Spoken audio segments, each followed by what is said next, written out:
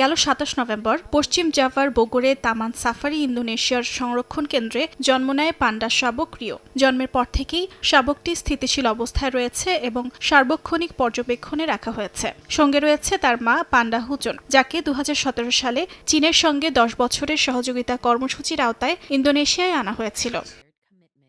দেশটির সংরক্ষণ কেন্দ্র থেকে জানানো হয়, বিজ্ঞানভিত্তিক প্রজনন কর্মসূচির সফল বাস্তবায়নের ফল এই জন্ম।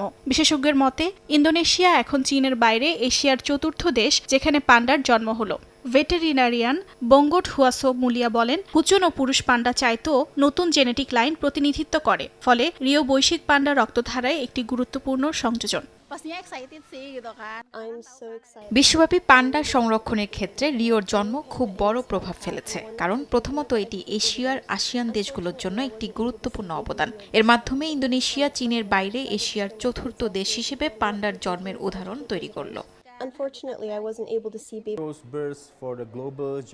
আমি খুবই আনন্দিত।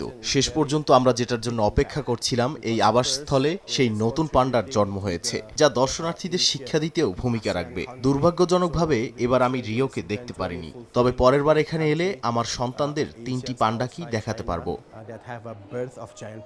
বিশ্বে বন্য পরিবেশে দৈত্য পান্ডার সংখ্যা ২,০০০-এরও কম, আর বন্দি দশায় রয়েছে প্রায় ৩০০। ২০২২ সালে একাধিক ব্যর্থতার পর চলতি বছরের আগস্টে চীন ও জার্মানির বিশেষজ্ঞদের সহায়তায় সফল কৃত্রিম প্রজননের মাধ্যমে এই সাফল্য আসে।